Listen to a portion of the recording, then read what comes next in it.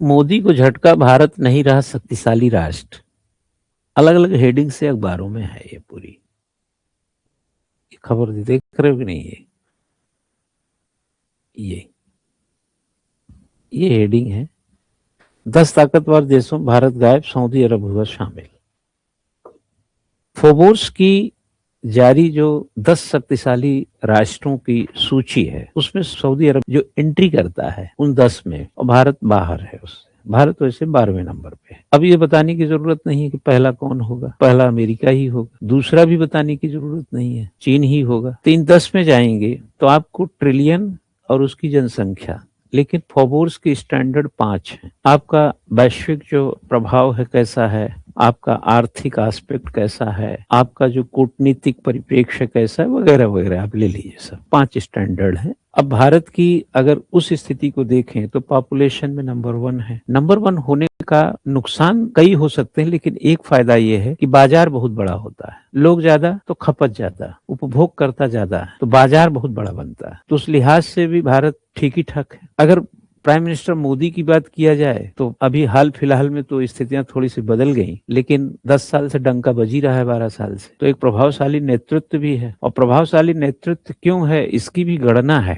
जब रशिया और यूक्रेन का युद्ध हुआ तो जो बाइडेन, जो अमेरिका के राष्ट्रपति थे, उनका ये मानना था कि इस युद्ध को भारत रोक सकता है। यह अमेरिका के राष्ट्रपति की भारत की तरफ एक प्रभावशीलता का संदर्भ ही था। आप ताकत को समझिएगा। इजराइल और फिलिस्तीन के बीच में कहीं ना कहीं उम्मीदें भारत की तरफ इंगित भी होती है, क्योंकि भारत फिलिस्तीन का पहले और ज्यादा दोस्त है, इजराइल का ताजा और कम दोस्त उसका भी नहीं है। मतलब भारत ऐसा देश है जो इजराइल और फिलिस्तीन दोनों का दोस्त है। ये बात और है कि वक्त के साथ हम इजराइल की तरफ ज्यादा हो गए, लेकिन हकीकत यह है कि वाजपेयी जी वगैरह के टाइम में हम लोग फिलिस्तीन की तरफ ही थे। ये देश के पहले प्रधानमंत्री हैं जिन्होंने इजराइल के निर्माण से तब तक के बीच में पहली बार इजराइल गए थे। नहीं कोई हमारे देश का प्रधानमंत्री फिलिस्तीन तो गया, बट इजराइल नहीं गया। तो इजराइल से भी हमारी दोस्ती है, बहुत ज्यादा हो गई अब तो। अब फिलिस्तीन से थी तो भरोसा किया जा सकता था, ठीक है। चाबहार वगैरह को लेकर के ईरान के साथ हमारे अच्छे संबंध सरोकार रहे हैं, समझ गए ना। हम रशिया के चूंकि बहुत अच्छे मित्र हैं, और अब अमेरिका के अच्छे मित्र नहीं है, चूंकि अमेरिका ने डिसाइड किया कि हम उसके अच्छे, हमने नहीं डिसाइड किया, ये अमेरिका की तरफ से डिसीजन है कि हमारा भारत हमारा अच्छा मित्र नहीं रह गया।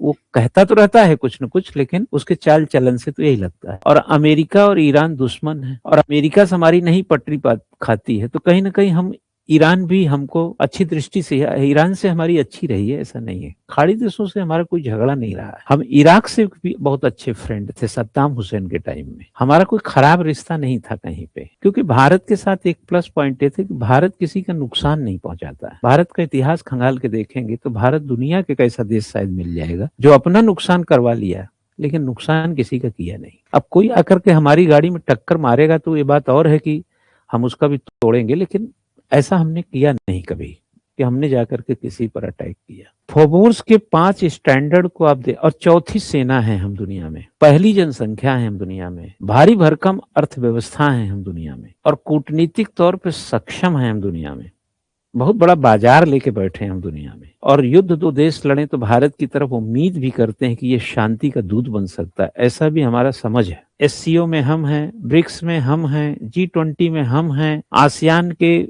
बैठकों में हम जाते हैं, एपेक में हम घुसना चाहते हैं, जहां की आदर सम्मान दिया भी जाता है, हालांकि उसके हम सदस्य नहीं है। तो और क्या करे भारत। अब पगलों को नहीं समझ में आता है तो कौन सा हम जाकर वहां उनको समझाने का ठेका लिए हुए। और नरेंद्र मोदी जी का तो जलवा देख ही रहे हैं 2014 से। तो नेतृत्व की प्रभावशीलता भी कमोबेश घटी होगी कहीं, लेकिन इतना भी नहीं गिरावट है कि उसको आप दरकिनार करें। सिर्फ अमेरिका के कारण कुछ चुहलबाजी जो कर रहा है ट्रम्पवा, उसी कारण तो 19-20 हो गया। तो उस हिसाब से फोर्ब्स वाला अगला पगला क्यों ये कमजोर बनाया भारत को, अंडर 10 क्यों नहीं रखा। अब यह चीज जो है, इतना सब लॉजिक आने के बाद आप क्या सोचते हैं, इसको वैश्विक षड्यंत्र ही तो कहेंगे हम लोग। हाँ क्यों, उसका एंगल, उसका ट्रेंगल में जो मेरा व्यू है, मेरा दृष्टिकोण फिट ही नहीं होता है, तो हम कौन से एक्सेप्ट कर रहे हैं तुमको। फोर्ब्स वाला जो 10 आर्थिक सूची निकाला है मजबूत देश में, जाओ चूल्हे भाड़ में, हम तुमको मानते ही नहीं है, खत्म।